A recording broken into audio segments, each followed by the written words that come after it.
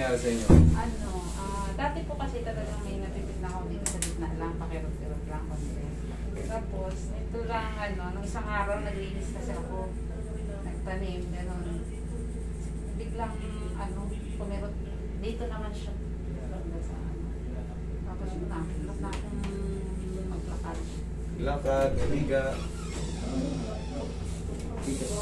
Pero, pag yung kuya, pagka dati, ito rin, namamatay palagi. Tapos may pain, may isang tutok-tutok na. Reset natin na yan. Upo kayo.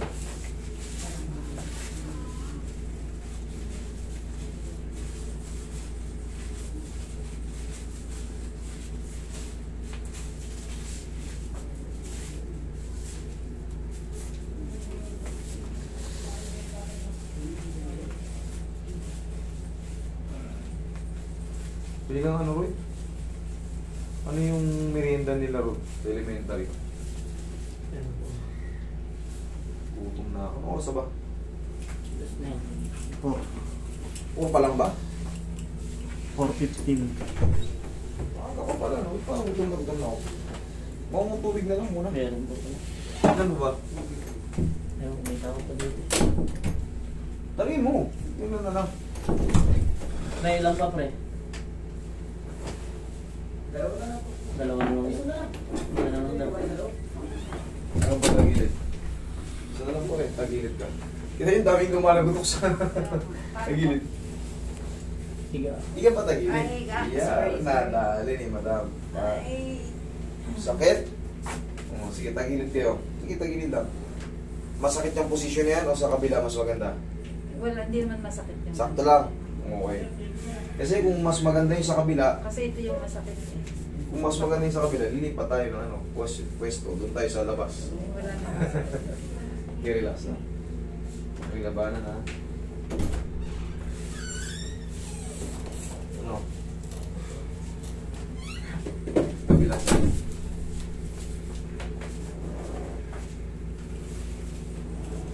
Ayan.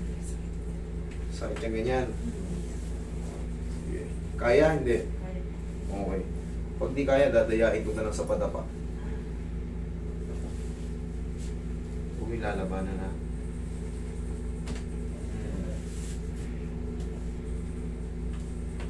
Okay, tihaya kayo. Pahing tubig.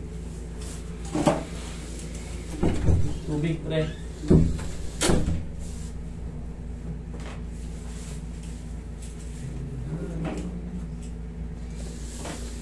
Okay na pa kayo. Okay, tanda lang.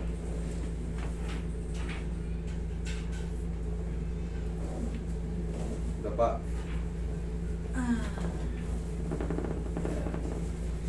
Mamaya obserbahan nyo. Mayroon pang matitirayan, kutik-kutik, pero yung mas bearable na siya. Hindi kasi kagad yan na si 0-0, lambutan mo lang. Yan.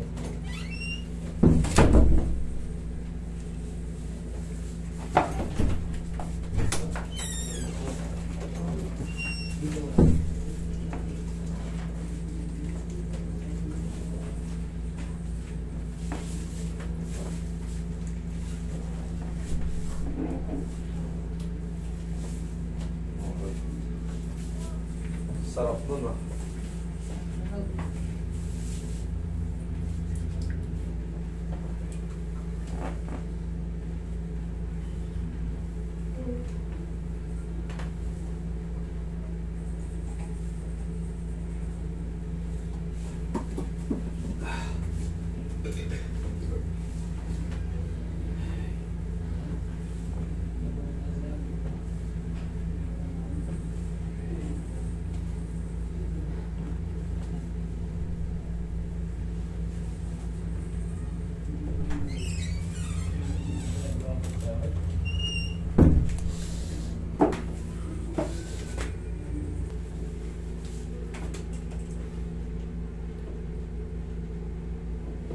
Ihaya ka mo.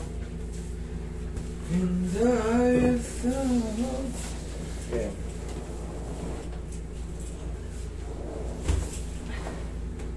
Taas mo pa yung balakang. connected din yan doon sa paa, no? Kasi parang Yes. may kumikirot. Nagraradiate doon sa paa. Sa Yan po yung mga- tinatawag na sciatica. Sa mga daliri. Dalawang ko yun. Connected po yun. Ngayon, ganito mo may explain. Tapusin ko lang. Okay. Inhale. Exhale. Ay, sarap ng... Ganda lang ha, huwag kang tatayo ha. Yung nararamdaman nyo, pag masakit ang balakang nyo, di ba katulad yan, nagtrabaho kayo, parang may hinata kayo, sumakit yung balakang nyo. Habang patagal ng patagal yan, pasakit ng pasakit yan. Dati dito lang, gumaganyan yan habang tumatagal. Mararamdaman yan. Kasi yung sciatic nerve hanggang paa, hanggang tip ng ano. Ngayon, pag natanggal na yung sakit dun sa balakang, yung na-compensate dyan, yung nadadamay, mawawala na rin yan. Pag na-damage kasi yung nerve natin, yung blood circulation, nagkakaroon ng impingement, yung blood circulation pigil. Siyempre, magra-round yun dyan, napipigil, nagdi-delay yung supply ng ano, magre-react. Yung iba nadadalo yan, yung iba manipis yung pagkadaloy. Dahil sa ano, ganun siya. Mamamanit-manit ka, ground na hindi mo mawari ang kirot-kirot. Pero yun nga, pag naayos na yun doon, dire-diretso na yun. Yun lang naman ang ano yun. Tapos, tandaan nyo, pag under therapy kayo, under treatment kayo, siyempre, kahit pa paano, huwag muna kayo magbuhat na mabigat. Kumbaga, kahit pa paano, magpahinga muna tayo. Baka mamaya, nawala ko yung sakit ng balakang nyo. Sumabak na naman kayo, nagbuhat kayo ng case ng ano, kung ano-ano. Naglipat kayo ng tangke. Hindi po pwede. Hayaan nyo muna makapahinga yung katawan nyo. Kasi pag hindi nyo rin pinahinga yung katawan nyo, para ka lang din naman nagpa-opera. Warak yung ano mo. Siyempre, inopera ka, sinara. Sarado na. Pero, yung loob, pag tinabig ko yung gilid, masakit pa rin. Ganun lang din yan. Binalik ko. Yung impingement, natanggal. Pero yung na-damage na disc, nandun pa. May kutik-kutik pa yan. So, pag puwersa mo, sasakit siya ulit. Kaya nga, hayaan nyo lang munang makapahinga. Hayaan nyo lang muna makapag-heal. Yung tinatawag nating annular tear. Ngayon, wala ka kasing ano eh. Wala ka kasing files. Hindi natin malaman kung ilan. Basta sinabi mo na sa akin, ang sakit na nandito ko, namamanid na yung dito ko. Hindi ka naman mamamanid dyan pag hindi ka napunitan ng disc. Pag bulging lang, dito lang. Pag umaabot na dito, ibig sabihin mas malawak na yung sira. Okay, yun ang understanding sa ano.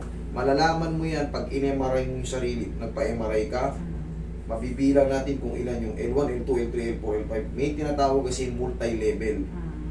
More than 2. Okay, sana maintindihan nyo yun kasi wala kayong files.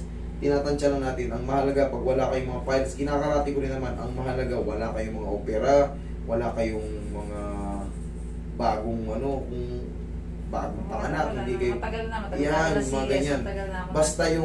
Basta yung mga ganyan, karatingin ko kayo, maliban na lang kung kayo ay galing sa disgrasya sa motor, laglag sa hagdan na mataas, sa second floor, ay hindi po pwede. Wala. Upo ka. Naglinis at nagtanim lang ako. Palakol yung hawak ko. Pag ganun. Naglinis. Pag mga ganyan, kakaratingin ko kayo ng walang kahit walang files. I-assist ko lang kayo na maayos. Kung baga tatanungin ko kayo, kagaya ng ginawa ko sa inyo, siyempre, tanungan portion muna, questionin answer. Pero kung kayo ay galing sa disgrasya, I'm sorry, babalik talaga kayo dito. Kahit magtampo kayo, hindi ko kayo pakikiin. Kasi mas lalo ko kayong madadamage. Pag galing kayo sa semplang sa motor, magpupumilit kayo, Master, sige na, tulak mo lang to. Mamaya pag tulak ko dyan, yung ribs mo putol pala, kaya ano. Siyempre, hindi naman tayo perfectong na, hindi naman tayo nakakapag-x-ray ng matay. Mas maganda, makita natin. Kaya ngayon mga nadidisgrasya, kahit ang dami nakakita, walang gustong bumuhat. Kasi nga, mas lalo madidisgrasya pag inangat mo yung taong galing sa pitpit ng mga ano, lalo lang magkakabali-bali, kailangan nyo i-stretcher. Yun ang dahilan ng mga rescuer. Bakit nyo pinakailaman? Kayo pang masisisi. Okay? Lalo kung wala kayong understanding sa bones. Oh. Yan, kayo. Parang may impingement din pag dito na sa mga fingers. Dito naman yan sa cervical. Once na naayos na yung cervical mo, tanggal yan. Dito ayos na yung sa may ano. Oh.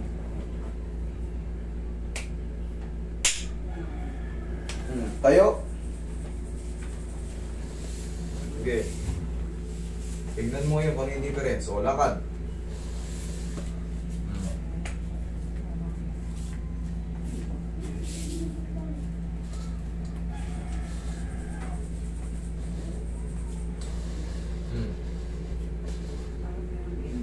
Sa tuhod. Sa tuhod, meron? Sa tuhod? Sige, higa ka. Ma'am, hindi po yan mapiperfect ha. Gaya naman sabi ko sa'yo, may kutik-kutik pa yan. Bakit? May sira yung ano. Pero kung sa tuhod na yung massage, hindi. Kung sa tuhod na yung... Parang may ano naman siya. Oh, sige. Hindi naman siya yung...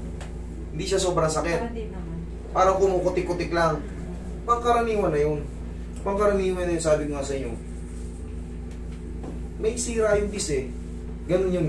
Mas maintindihan nyo pag meron. Pero siyempre, nireklamo nyo, meron pang kutik-kutik sa tuhod. Eh, siyempre, aksyonan natin. Ang mahalaga, malaman nyo yung duration din ng mga ano, kung ilang araw ba yan sasakit. 3 to 4 days, dyan nyo ako sabihan na masakit pa, master. Kasi, eto, pag dinala nyo to sa ano, sasabihan kayo, mag-therapy kayo ng ganito karami. Dito, kahit isang pitik pa lang, alam nyo na may changes. Okay? Kasi tumutunog yung mga ano eh. Talagang kanina. Okay naman. Tingnan mo, nakakahiga ka ng maayos. Tsaka pag tatayo kayo, huwag pa ganun, tumagilid muna kayo. Kasi puwersado yung likod natin, nakahiga kayo ganyan. Tatayo kayo pa ganyan. Siyempre, balakang mapupuwersa. Kailangan, tagilid muna. Okay, sige, tagilid muna kayo. Tagilid. Yan, o tukod yung siko nyo, tukod yung kamay nyo, baba nyo yung paa nyo. Yan, dyan ang kuha ng ano. Yan ang tamang pagtayo. Para yung balakang natin na may tama, papahinga muna. Okay, hindi siya pwersado. Okay? 3 to 4 days, pahinga nyo yan, dire-diretso na yan. May exercise ba akong dapat gawin? Kaya? Ganito lang, oh. Pag gising nyo sa umaga, tayo. Ganito lang, exercise nyo.